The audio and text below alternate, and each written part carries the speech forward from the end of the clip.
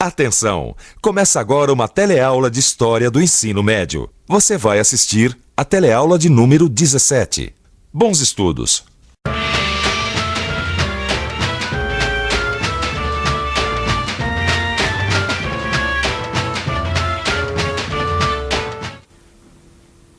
Navegar é preciso.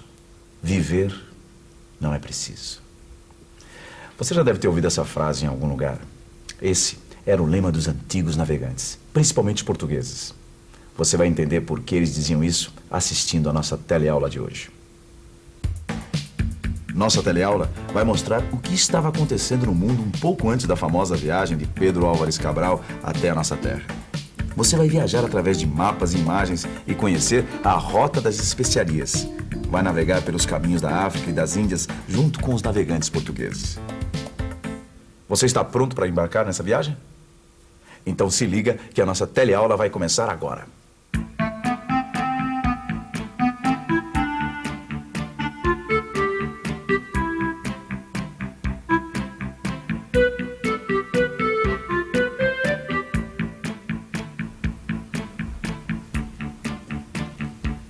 Quando a gente ouve falar em grandes navegações, a gente vai logo pensando nesses instrumentos aqui: bússola, sextante, mapas, tudo que era preciso para navegar. Mas para a maioria das pessoas, navegar era preciso por outros motivos. Para quem não era marinheiro, navegar era importante por causa disso aqui, ó: arroz, laranja, damasco, figos, pau-brasil, algodão e as famosas especiarias: cravo, canela, gengibre, pimenta e açúcar. Por mais incrível que possa parecer, as pessoas um dia se aventuraram no mar por causa de coisas hoje tão comuns pra gente, como a pimenta, por exemplo. E olha, os portugueses foram mestres em se aventurar pelo mar. Esse aí é o mar que os portugueses atravessaram para chegar até o Brasil, o Oceano Atlântico. Você vai ver que esse oceano tem um papel muito importante para a época que nós estamos estudando. Os portugueses têm uma relação muito antiga com o mar, desde o século XII. E você sabe, o século XII é o período de tempo que vai do ano de 1101 até 1200. Desde aquela época, desde o século XII, os portugueses do litoral vivem como essas pessoas que estão trabalhando aqui, do comércio. No resto da Europa, a situação era diferente. A maioria da população vivia da agricultura, mas a atividade comercial começava a se expandir, principalmente entre as cidades italianas de Gênova e Veneza com os países do Oriente.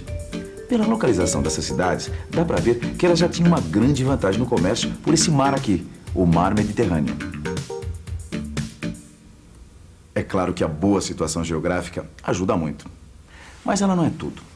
Os comerciantes de Gênova e Veneza tinham uma outra vantagem para fazer esse comércio: as boas relações com os povos do Oriente, principalmente através dos muçulmanos. Resumindo, por causa das suas relações e da sua localização geográfica, as cidades de Gênova e Veneza eram intermediárias de todo o comércio entre o Oriente e a Europa. E os lucros que os comerciantes italianos tinham eram enormes, porque eles compravam as mercadorias do Oriente por um preço e vendiam para o resto da Europa por um preço muito maior. Século XIII. O comércio começa a se expandir também no norte da Europa. No Mar do Norte e no Báltico, os navios vêm e vão de um ponto para o outro para apanhar peixe, madeira, peles e couros. O mais importante centro desse comércio é a região de Flandres. Pelo mapa da época, nós podemos ver as rotas ligando Flandres às cidades italianas do sul. Há uma enorme quantidade de artigos produzidos no norte que é negociada com os produtos do Oriente. O lugar onde isso acontece se chama Champagne, uma região localizada no Reino da França. É ali que se realizam as grandes feiras anuais. Você já imaginou o comércio numa feira sem moeda? Vamos conferir para ver se dá certo.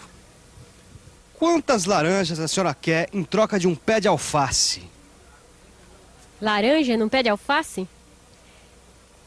Aqui nós não costumamos trocar. Rapaz, laranja por carne, laranja é muito barata e a carne é mais cara.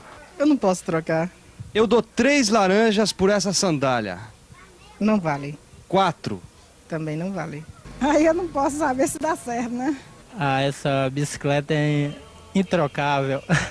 Pois é, dá pra ver que sem moeda fica difícil fazer negócio. Por isso, na época que nós estamos estudando, a moeda foi valendo cada vez mais. E pouco a pouco foi aumentando o poder da burguesia. A burguesia da época era a classe dos comerciantes, dos banqueiros e dos artesãos. A burguesia era o grupo social que possuía riqueza em moeda e que morava nas cidades. Naquele tempo, as cidades eram conhecidas como burgos. Fica fácil perceber que a palavra burguesia tem origem no nome Burgos.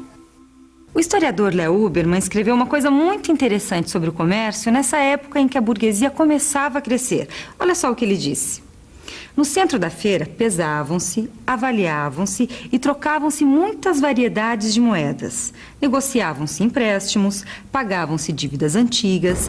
Aí, os banqueiros da época efetuavam negócios financeiros de tremendo alcance.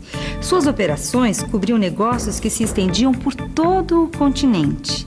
Entre seus clientes contavam-se papas e imperadores, reis e príncipes, estados e cidades. Século XIV. As coisas começam a mudar. Seria natural pensar que no século XIV o comércio iria crescer mais ainda. Só que não é isso que acontece. No caso do século XIV, o que acontece não é um avanço, é um recuo. Estamos em pleno século da fome. Guerras devastam a Europa, entre elas a famosa Guerra dos 100 Anos. Os campos são abandonados e a temida peste negra está matando 1/3 da população da Europa. Com as guerras, as rebeliões e as epidemias, o comércio entre o norte e o sul da Europa fica muito prejudicado. E o comércio pelo mar passa a ser a melhor opção. Esse mar que você está vendo aí atrás de mim era a melhor saída para a Europa do século XIV. Lá, do outro lado do Oceano Atlântico, estava o melhor caminho entre o norte da Europa e as cidades italianas do sul. E no meio do caminho estava Portugal. Portugal se tornou a passagem obrigatória dos navios que iam e vinham entre o norte da Europa e o sul da Itália. Em outras palavras, o que estava acontecendo era o seguinte: o centro comercial da Europa estava se deslocando do mar Mediterrâneo para o Oceano Atlântico. Portugal soube tirar vantagem dessa situação e já no século XV pôde partir por uma empreitada muito mais importante: a conquista de novas terras, novas fontes de comércio e para a exploração de novas riquezas. O primeiro alvo da expansão portuguesa foi a cidade de Ceuta, no norte da África. Ceuta era um importante centro de comércio de mercadorias de luxo orientais e de produtos africanos, como o ouro e o marfim. Além disso, a conquista de Ceuta significava para os portugueses uma vitória contra os grandes inimigos dos cristãos naquela época, os árabes, também chamados de mouros. Derrotar os mouros em Ceuta significou glória para a Igreja Católica, terras e títulos para os nobres, poder para o rei de Portugal, fortuna para os burgueses. E para os marinheiros e soldados portugueses, a conquista de Ceuta significou a perspectiva de uma vida melhor e mais cheia de aventuras. Depois disso, os portugueses continuaram sua expansão por outros pontos da África. Os portugueses começaram sua expansão nas Ilhas da Madeira e dos Açores. O próximo alvo foi o litoral africano. Mas isso não quer dizer que os portugueses pretendiam conquistar a África. O que eles queriam era estabelecer relações comerciais com os chefes africanos para conseguir ouro, marfim e principalmente escravos. E assim, eles foram se expandindo rumo ao sul da África. Olhe bem, aí está a África. Observe como pouco a pouco a chegada às Índias por via marítima foi se tornando possível. No ano de 1488, Bartolomeu Dias e os seus marinheiros conseguem contornar e vencer finalmente o Cabo das Tormentas, que depois dessa muda até de nome, vira Cabo da Boa Esperança. 10 anos depois, em 1498, a esquadra do navegador Vasco da Gama chega a Calicut. Calicut era um importante porto de especiarias controlado pelos muçulmanos. Estava então aberta uma nova rota para as Índias, mais rápida e mais barata. Para as cidades italianas e para o norte da Europa, começava a decadência. Para Portugal, era o início da fama, fortuna e poder. Mas fama, fortuna, poder não dependem só de sorte. Dependiam, naquela época, muito disso aqui. Dependiam de saber navegar. Sair pelos mares naqueles tempos era uma aventura tão complicada quanto ir para o espaço nos dias de hoje. Para que os portugueses conseguissem trazer as especiarias de volta a Portugal por esse caminho, eles tinham que sair daqui com tudo na mão. Tudo que eu digo está aqui. Os mapas, com as suas rotas de navegação. A bússola.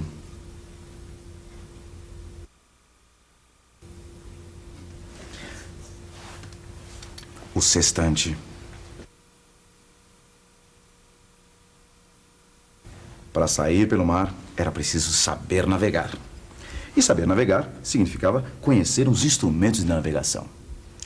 Mas olha, não foram só os instrumentos de navegação e o espírito de aventura que ajudaram os portugueses a dominar o oceano. A participação do rei nesse processo foi muito importante. Montar uma esquadra exigia anos de preparação. Era preciso ter capital e capacidade para formar o pessoal técnico. Por isso, o comando desse processo tinha que ficar nas mãos do rei. Era comum que o próprio rei ficasse no porto esperando as caravelas que vinham da Índia e da África. Afinal de contas, ele precisava ver como andava o seu negócio. E agora, você precisa rever tudo que aprendeu na nossa teleaula de hoje. E atenção, se liga aí que é hora da revisão. Na teleaula de hoje, você viu que as rotas do comércio se desenvolveram na Europa no século XIII. E que com a crise das rotas tradicionais do comércio, Portugal soube aproveitar sua posição geográfica privilegiada para estabelecer uma nova rota de comércio até as Índias pelo Oceano Atlântico.